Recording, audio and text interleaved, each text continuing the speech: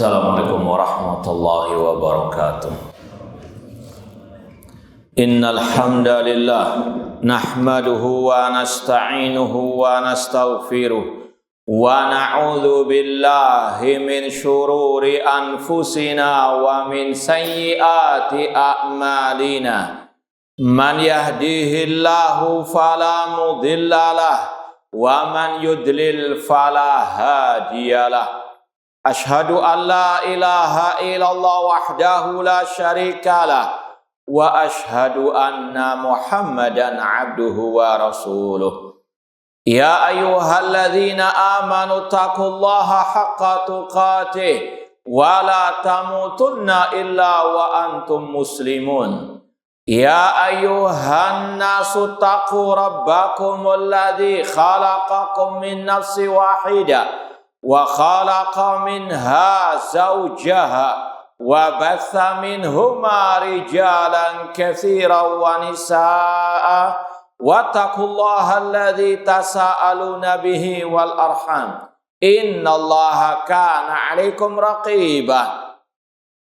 Ya ayyuhalladzina amanu taqullaha wa qulu qawlan sadida yuslih lakum a'malakum wa yaghfir lakum dhunubakum wa may yuti'illaha wa rasulahu faqad faza fawzan 'azima.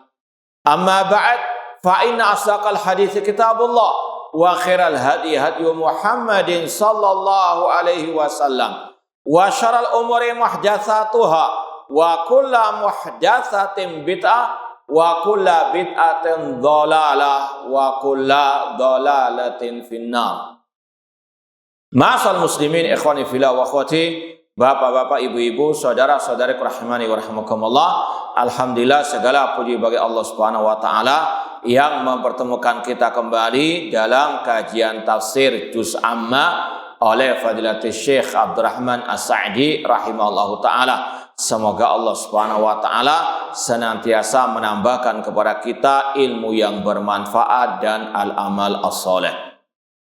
Sekarang kita sampai pada surat Al-Balad pada ayat wa hadainahun najdain, dan kami, kata Allah, telah menunjukkannya kepada dua jalan. Ayat yang ke-10 dari surat Al-Balad. Allah berfirman wa hadainahun najdain, kami telah menunjukkan kepadanya dua jalan. Ai tariqai al-khair wa syarr, jalan kebaikan dan jalan kejelekan. Ini sudah kita sampaikan kemarin. Allah telah menunjukkan kepada kita ini jalan yang lurus, ini jalan yang bengkok. Ihdinas siratal mustaqim. Ya Allah, tunjukkanlah kami ke jalan yang lurus. Apa jalan yang lurus itu? Allah jelaskan langsung, siratal ladzina an'amta 'alaihim ghairil maghdubi 'alaihim waladdallin, yaitu jalan orang-orang yang telah Allah berikan nikmat atas mereka. Allah jelaskan lagi pada surat An-Nisa ya, ayat ke-69, wa may yuti'illaha wa rasula faulaika ma'al ladzina an'ama Allah 'alaihim minan nabiyyin wasiddiqin wasyuhada wassalihin. Barang siapa yang taat kepada Allah dan Rasul, maka mereka bersama orang-orang yang Allah berikan nikmat atas mereka dari kalangan nabi, siddiqin, syuhada dan salihin. Yaitu khulasah, ringkasannya, jalannya nabi dan para sahabat an-nabi sallallahu alaihi wasallam. Ini jalan yang lurus. Sedangkan jalan yang bengkok yaitu jalan al-maghdubi alaihim waladdallin, jalan orang-orang Yahudi dan juga yang mengikuti jejak Yahudi, dan jalan orang-orang yang sesat yaitu An-Nasara. Allah dari awal surat Al-Quran sudah menjelaskan mana jalan yang benar, mana jalan yang batil, mana jalan yang baik, mana jalan yang jelek. Bayyana lahu al-huda minad dhalal, kami telah menjelaskan kepadanya jalan petunjuk dari jalan kesesatan. Allah berfirman, wa in tuti'u tahtadu, jika kalian mentaati Rasul, kalian mendapatkan petunjuk. Tidak ada jalan petunjuk kecuali mengikuti jalannya Rasulullah alaihi wasallam. Kalau orang itu mau akidah yang benar, ikuti akidahnya Rasul. Kalau orang itu mau ibadahnya benar, ikuti ibadahnya Rasul. Demikian seterusnya. Demikian pula kata Allah, fa in amanu bimisli ma amantum bi faqad ihtadaw. Jika manusia beriman sebagaimana imannya kalian, yaitu wahai para sahabat, mereka akan mendapatkan petunjuk. Jalan petunjuk, jalannya Rasul dan para sahabat Rasul sallallahu alaihi wasallam. Adapun yang menyimpang itu jalan kesesatan. Dan Allah berfirman, wa may yushaqiqir rasula min ba'di ma tabayyana lahul huda wa yattabi' ghaira sabilil mu'minin nuwallihi ma tawalla wa nuslihi jahannam wa sa'at masira. Dan barang siapa menyelisih Rasul setelah jelas kebenaran baginya dan dia mengikuti selain jalannya orang beriman, selain jalannya para sahabat, kami palingkan, sesatkan kemana mereka tersesat dan kami masukkan mereka ke neraka Jahannam. Allah sudah menjelaskan mana yang hak, mana yang batil, mana jalan yang lurus, mana jalan yang bengkok, mana petunjuk dan mana kesesatan. Dan sudah kita sampaikan juga ayat tentang kategori sesat itu apa saja, apa yang paling sesat. Allah telah menjelaskannya. Waman adallu mimman yad'u min dunillah man la yastajibu lahu ila yaumil qiyamah. Siapakah yang lebih sesat dari yang berdoa kepada selain Allah, yang tidak bisa mengabulkan doa sampai hari kiamat? Ini jalan kesesatan, bahkan yang paling sesat, yaitu berbuat syirik kepada Allah, menyekutukan Allah dalam doa. Ud'uni astajib lakum. Allah telah mengatakan berdoalah kepadaku, aku akan kabulkan. Kalau ada yang berdoa kepada selain Allah, berdoa kepada malaikat, kepada nabi, kepada wali, kepada jin misalnya, Allah telah mengatakan ini yang paling sesat di atas muka bumi. Ini sekali lagi Allah yang mengatakan demikian. Allah telah menjelaskan dengan terang benderang mana jalan yang benar, jalan tauhid, mana jalan yang sesat, jalan yang syirik di antaranya. Warushi minal ghaib, mana petunjuk, mana kesesatan. Fadihil minanul jazila taqtadi minal abdi an yaquma bihuquqillah. Inilah nikmat-nikmat Allah yang sangat banyak. Sudah kita lewati dari surat ini. Allah menyatakan alam naj'allahu ainain. Bukankah kami telah memberikan kepadanya kedua mata? Nikmat yang luar biasa. Terkadang kita hanya membatasi, menyempitkan nikmat hanya pada harta atau pada kedudukan atau berupa materi-materi yang perlombakan, yang manusia berbangga-bangga dengannya. Lupa bahwasanya nikmat mata ini luar biasa dan tidak akan ada yang bisa mensyukurinya kecuali orang-orang yang betul-betul beriman kepada Allah dan orang-orang yang naudzubillah min dzalik, diambil kenikmatan itu darinya, baru dia sadar itu nikmat yang luar biasa. Antum saja bisa bayangkan kalau listrik mati total semuanya, itu luar biasa susahnya untuk melihat bagaimana kalau itu kekal abadi. Naudzubillahi min dzalik. Intinya ini adalah nikmat yang wajib untuk disyukuri, untuk melihat yang halal, untuk melihat kebenaran. Demikian pula nikmat lisan. Terkadang kita nggak menyadar ini nikmat yang luar biasa. Seandainya Allah cabut nikmat ini, luar biasa musibah itu. Namun inilah sekali lagi, wa qalilun min ibadiyas syakur, sedikit dari hamba-hambaku yang bersyukur. Kewajiban seorang manusia, seorang hamba untuk betul-betul melaksanakan hak-hak Allah.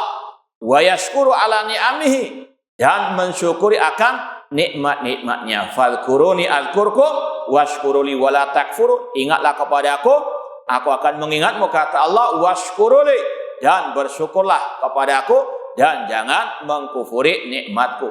Dan Abdullah bin Mas'ud radhiyallahu anhu ketika mentafsirkan ayat ya ayyuhalladzina amanu taqullaha haqqa tuqatih, wahai orang yang beriman, bertakwalah kepada dengan sebenar-benarnya takwa. Kata beliau haqqa tuqatih artinya an yuta'a fala yusa, Allah ditaati tidak dimaksiati. Wa an yudkara fala yunsa, untuk diingat tidak dilupakan. Wa an yushkar fala yukfar, untuk disyukuri nikmatnya tidak dikufuri. Dan di antaranya melaksanakan hak Allah. Dan hak Allah yang paling utama adalah mengesahkannya dalam ibadah. Seperti yang Rasul sabdakan pada waktu bertanya pertama kali kepada Mu'ad bin Jabal, "Ya Mu'ad, atadri ma haqqullah 'alal ibad wa haqqul ibad 'ala Allah?" Wahai Mu'ad, apakah engkau tahu hak Allah atas hamba dan hak hamba atas Allah? Pertama kali Mu'ad bin Jabal menjawab, "Allah wa rasuluhu a'lam." Hanya Allah dan Rasul yang lebih tahu. Kemudian Rasul menjawab, "Haqqullah 'alal ibad an ya'budu wa la yusyriku bi syai'a." Hak Allah atas hamba untuk mereka beribadah kepada Allah, tidak berbuat syirik kepada Allah Subhanahu wa taala. Ini hak Allah yang wajib ditunaikan atas hamba-hambanya. Ya, akan tapi sangat disayangkan berapa banyak manusia yang tidak mensyukurinya. Contoh misalnya, manusia Allah ciptakan bagi mereka binatang. Ya, entah kambing, entah sapi, entah ayam. Walladzi khalaqalakum ma fil ardi jami'an. Dialah Allah yang menciptakan bagi kalian segala yang ada di atas muka bumi ini. Namun berapa banyak manusia yang mempersembahkan hewan-hewan tersebut yang Allah yang menciptakannya kepada selain Allah. Allah yang menciptakan hewan-hewan tersebut, namun hewan-hewan tersebut dipersembahkan kepada selain Allah, kepada pohon keramat, kuburan keramat, atau kepada jin-jin penunggu, tanah-tanah kosong dan seterusnya. Na'udzubillahi min dzalik. Fasalli li rabbika wanhar. Salatlah untuk Rabbmu dan sembelihlah untuk Rabbmu, bukan kepada seperti tadi jin-jin misalnya. Jin makhluk ciptaan Allah.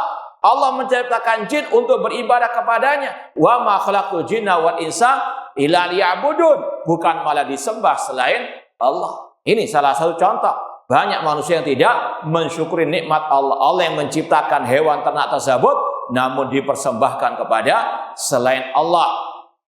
Makanya kalau kita perhatikan ayat-ayat yang berkaitan dengan nikmat-nikmat Allah, ya, Allah menciptakan alam semesta yang merupakan sekali lagi nikmat bagi hamba-hambanya.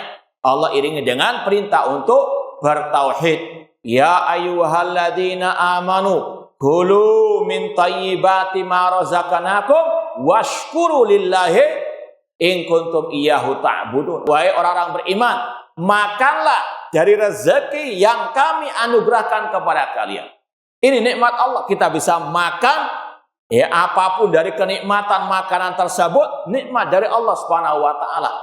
Ini sekali lagi, apa kewajiban kita? Kata Allah, washkuru lillah. Bersyukurlah kepada Allah, in kuntum iyyahu ta'budun. Jika kalian betul-betul beribadah hanya kepada Allah. Di antara konsekuensi bersyukur kepada Allah yaitu apa? Beribadah hanya kepada Allah Subhanahu wa taala. Wa alla yasta'in biha ala ma'asillah, dan agar jangan sampai nikmat itu dipergunakan untuk bermaksiat kepada Allah, apalagi tadi sampai menyekutukan Allah Subhanahu wa taala. Kemudian kita pindah lanjutkan ayat yang ke-11. Falaqtahamal aqabah. Kata Syekh, walakin hadal insan lam yaf'al dzalik. Namun berapa banyak dari manusia yang tidak melaksanakan hal tersebut, yaitu tidak mensyukuri nikmat Allah, kecuali sedikit. Wa qalilun min ibadiyah asyakur.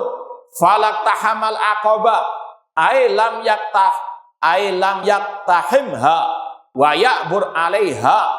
Berapa banyak dari manusia yang tidak mau melewati al-aqabah.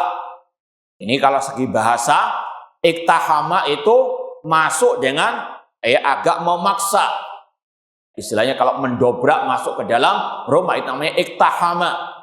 Al-aqabah itu jalan yang sukar, yang sulit, terutama di gunung. Itu al-aqabah. Apa maknanya? Orang-orang itu banyak tidak mau melewati jalan-jalan yang sukar menurutnya, menurut hawa nafsunya. Memang inilah ujian. Kalau seandainya jalan ibadah itu mudah, mungkin sama semua derajat manusia. Namun inilah ujian. Makanya Rasul mengatakan, huffatil jannatu bil makarih. Surga itu dikelilingi dengan hal-hal yang tidak menyenangkan. Butuh tadi iktiham. Butuh apa? Masuk dengan memaksakan diri. Subuh misalnya lagi ngantuk-ngantuknya dipaksa untuk bangun sholat subuh berjamaah. Ini namanya falak tahama al-aqobah. Namun sebagian orang tidak mau memaksakan diri untuk beribadah, mensyukuri nikmat-nikmat Allah tersebut. Ini namanya falak tahamal aqobah. Namun dia tidak mau melewati al-aqobah, jalan yang sulit, yang sukar tersebut. Ailam yaktahimha wa ya'bur alaiha. Kenapa? Li'anna muttabi'un li hawa. Karena dia mengikuti hawa nafsunya. Sebagaimana tadi misalnya kulu min thayyibati ma razaqnakum, makanlah dari rezeki yang kami anugerahkan kepada kalian. Masih banyak yang makan dari yang haram, entah dari zatnya makanan itu haram atau dari cara memperolehnya. Ini orang yang tidak mau melawan hawa nafsunya. Yang penting dapat harta sebanyak-banyaknya, tidak peduli halal atau haram.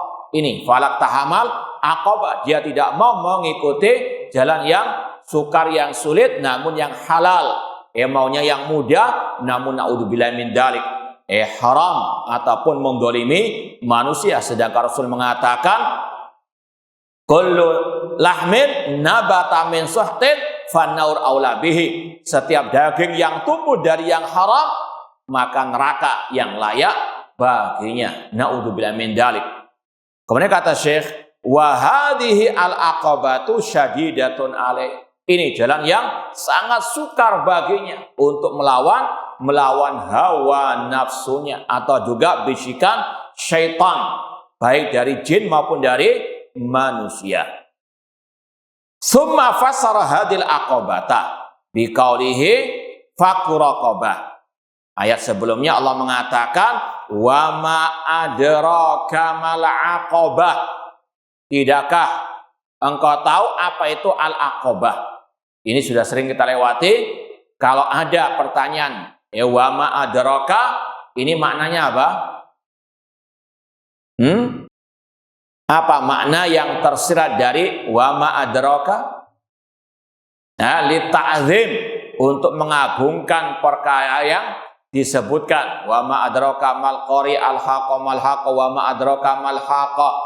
Inna anzalnahu fi lailatul qadar wa ma adraka ma lailatul qadar. Sekali lagi banyak ayat-ayat yang ada kata-kata wa ma adraka, dan itu maknanya li ta'zim, untuk mengagungkan perkara yang disebutkan, dan pasti setelahnya ada penjelasan. Ini diantaranya di sini. Seperti wa ma adraka ma lailatul qadar. Tahukah engkau apa malam Lailatul Qadar? Allah jelaskan pada ayat selanjutnya, Lailatul Qadri khairun min alfi syahr. Ini sekali lagi, wa ma adraka maknanya untuk mengagungkan perkara yang disebutkan, dan perkara itu akan dijelaskan setelahnya. Seperti dalam ayat ini, wa ma adraka mal aqabah. Tahukah engkau apa itu al-aqabah? Kata Asy-Syaikh, summa fassara hadil aqabah. Allah pun mentafsirkan sendiri, menjelaskan sendiri apa makna al-aqabah. Ai fakku raqabah, ai fakuha minar riqi bi itqiha au musa'adatiha ala adai kitabatiha. Fakku raqabah artinya memerdekakan budak, ya. Entah dia punya budak, dia merdekakan lillahi ta'ala fisabilillah, atau dia membeli budak orang untuk dia merdekakan. Ini diantara salah satu cabang keimanan, perangai ketakwaan, salah satu al-amal as-soleh, salah satu cara untuk melewati al-aqabah.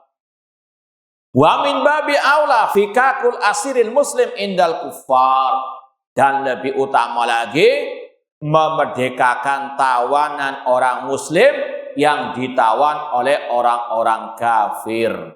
Ya, semoga Allah Subhanahu wa taala memerdekakan tawanan kaum muslimin yang ditawan oleh orang-orang kafir, khususnya al-yahud qatalahumullah. semoga Allah Subhanahu wa taala menghancurkan mereka dan semoga Allah menolong saudara-saudara kita yang ada di Palestina dan di mana saja mereka berada. Au it'amun fi yaumin dzi masghaba. Dan di antara al-aqabah adalah memberi makan di hari kelaparan. Ai maja'atin syadida bi an yut'im waqtal haja asad dan nasi hajata. Memberi makan ketika hari yang manusia dilanda kelaparan yang sangat luar biasa. Ini memberi makan saja di hari-hari biasa itu pahalanya luar biasa, apalagi dikala manusia dalam keadaan genting, dalam keadaan krisis makanan. Ini luar biasa pahalanya. Demikian pula yatiman dan makrabah, berbuat baik kepada anak yatim yang masih karib kerabat. Ai jami'an baina kauni yatiman wa faqiran dza qarabah. Sudah anak yatim, dia fakir, dia kerabat kita. Maka kewajiban kita untuk menyantuninya, untuk memberikan makan kepada mereka. Sudah kita lewati pembahasan al-yatim, artinya man mata abu wa huwa lam yablugh, yang meninggal dunia ayahnya sedangkan dia masih belum balik, itu anak yatim yang kewajiban kita untuk membantunya. Kata Rasul, ana wa kafil yatim kahatain, aku dan orang yang menyantuni, yang memelihara, yang membantu anak yatim seperti ini kedudukannya di surga. Sangat dekat antara jari telunjuk dengan jari tengah. Apalagi tadi ditambah dia merupakan kerabat kita. Kata Rasul, sedekah kepada kerabat itu 2 pahalanya.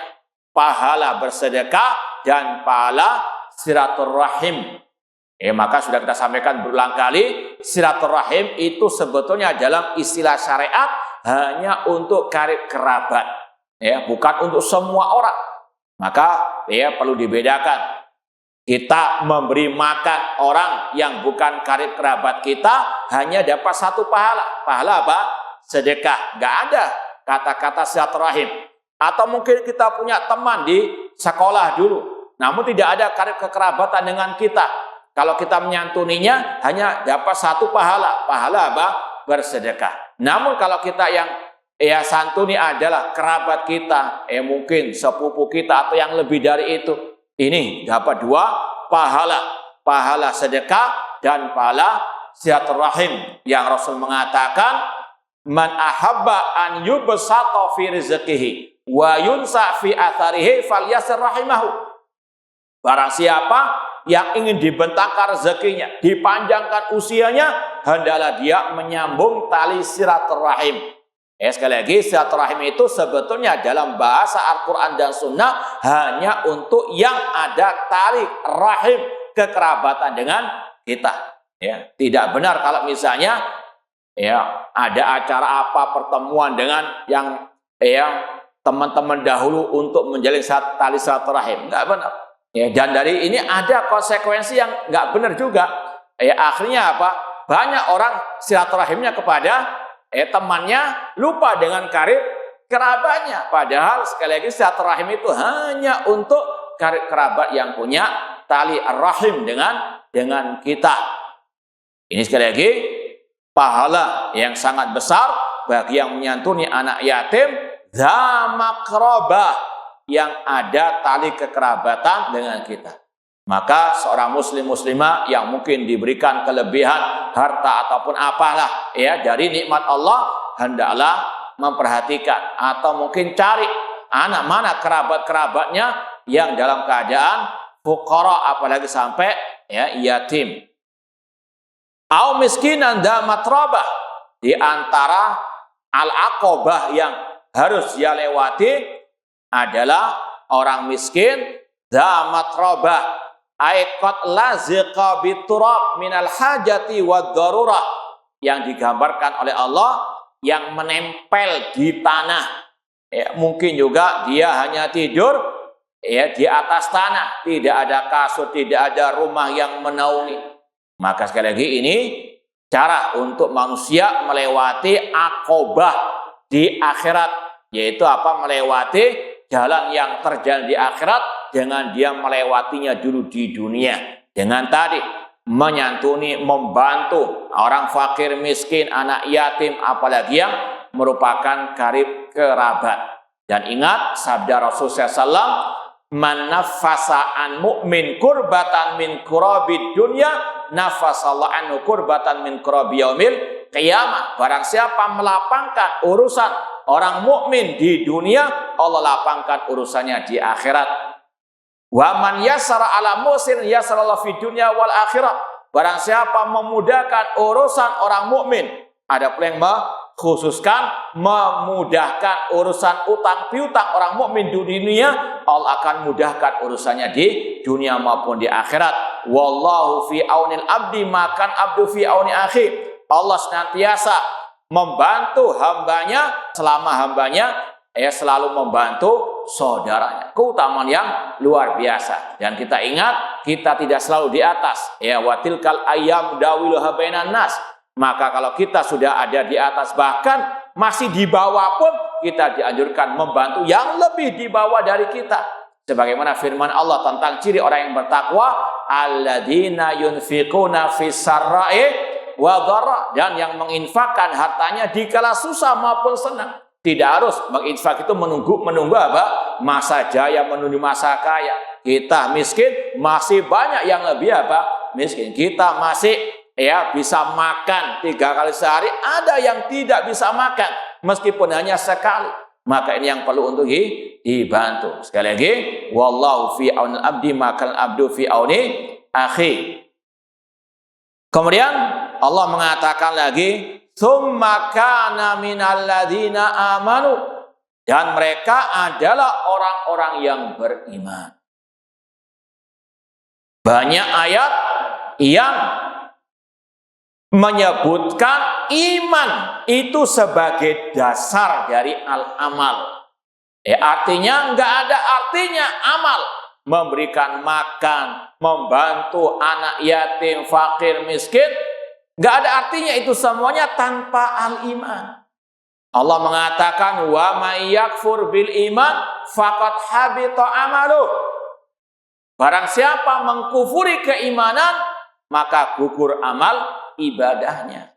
Walau asyraku la habita anhum ma kanu ya'malun. Seandainya mereka berbuat syirik, menyekutukan Allah dengan selainnya dalam ibadah, maka gugur semua amal ibadahnya. Wal asri innal insana lafi khusr illa alladziina amanu wa amilus shalihat. Gak ada manfaatnya amal yang baik sebanyak apapun tanpa al-iman, tanpa at-tauhid. Di antaranya di sini setelah Allah menyebutkan amal-amal kebaikan, membantu fuqara wal masakin, anak yatim, Allah iringi dan mereka adalah orang-orang yang beriman. Orang-orang musyrikin jahiliyah, Abu Jahal CS, mereka banyak juga bersedekah. Mereka juga banyak membantu jemaah haji. Sudah masyhur bagaimana kedermawanannya orang-orang musyrikin jahiliyah. Bahkan dulu ada cerita seorang dari kalangan musyrikin didatangi oleh seorang tamu, kemudian sang tamu tersebut datang sebetulnya untuk membeli kuda yang jagoan di zaman itu, yang luar biasa, digunakan untuk perlombaan pacuan kuda. Namun kata sang tuan rumah, yang kamu makan tadi itu dagingnya.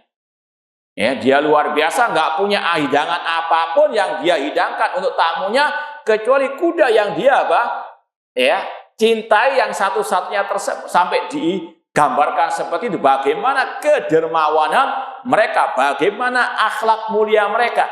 Namun tidak ada artinya tanpa at-tauhid, tanpa al-iman. Bahkan Rasul pun Allah ancam dengan firman-Nya, la in asyrakta la yahbatanna amaluka wa la takunanna minal khasirin. Jika engkau wahai Muhammad berbuat syirik, gugur semua amal ibadahmu dan engkau termasuk orang-orang yang merugi. Makanya dakwah para anbiya wa rasul pertama kali dan yang paling utama dakwah kepada tauhid ini pondasinya al-amal. Tidak ada artinya amal apapun tanpa iman, tanpa tauhid kepada Allah Subhanahu wa taala. Kalau ada sedikit kesyirikan, syirik besar khususnya, gugur semua amal ibadah. Tsumma kana minal ladzina amanu, dan mereka adalah orang-orang yang beriman. Plus wa amilu as-solihat, dan mereka beramal soleh. Ai amanu bi qulubihim bima yajibul imanu bihi, dan mereka beriman dengan hati mereka, yaitu mengimani yang wajib untuk mereka imani. Di antaranya 6 rukun iman. Iman kepada Allah, kepada malaikat, kitab, rasul-rasul, hari akhir, dan iman kepada takdir yang baik maupun yang jelek. 1 rukun iman dikufuri, gugur semua amal ibadahnya, tidak sah keimanannya. Contoh tadi, iman kepada Allah, seandainya dia beriman kepada malaikat, kitab-kitab, rasul, hari akhir, kepada takdir, namun dia tidak mengimani uluhiyah Allah satu-satunya sesembahan yang hak, dia masih meyakini ada yang berhak untuk dia berdoa kepadanya, ada yang berhak untuk dia menyembelih hewan korban untuknya, maka habito amalu, gugur amal ibadahnya. Atau dia mengimani semua rukun-rukun iman kecuali iman kepada takdir misalnya, dia nggak beriman kepada takdir, dia nggak mengimani Allah mengetahui segala-galanya, dia tidak mengimani Allah mengetahui apa yang telah terjadi dan apa yang akan terjadi, maka gugur semua imannya, semua amal ibadahnya. Sebagaimana kata Abdullah bin Umar radhiyallahu anhuma, ketika ada di zaman itu, di zaman beliau Abdullah bin Umar, kelompok yang namanya Al-Qadariyah yang muncul di negeri Basra al-Iraq. Hadis ini, cerita ini ada dalam hadis pertama Sahih Muslim. Kata Abdullah bin Umar, "Walladzi nafsi biyadihi, law anna ahadahum anfaqa mithla Uhudin dhahaban, ma qabilallah hatta yu'mina bil qadar." Demi Allah yang jiwaku ada di tangannya, seandainya salah satu dari mereka, yaitu kelompok Qadariyah yang mengingkari takdir Allah, menginfakkan 1 gunung Uhud emas, tidak akan diterima oleh Allah sampai dia beriman kepada takdir. Ini dasarnya al-amal al-iman, dengan 6 rukunnya harus komplit, harus benar. Kemudian wa amilus shalihat bi jawarihihim, iman tidak cukup, harus dengan amal as-shalih.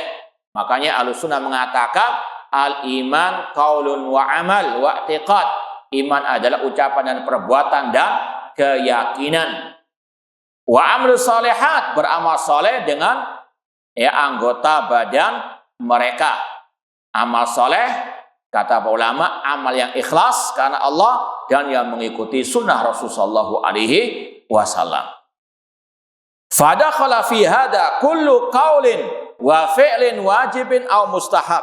Masuk dalam kategori amal soleh adalah amal yang wajib, atau ucapan yang wajib, atau yang mustahab.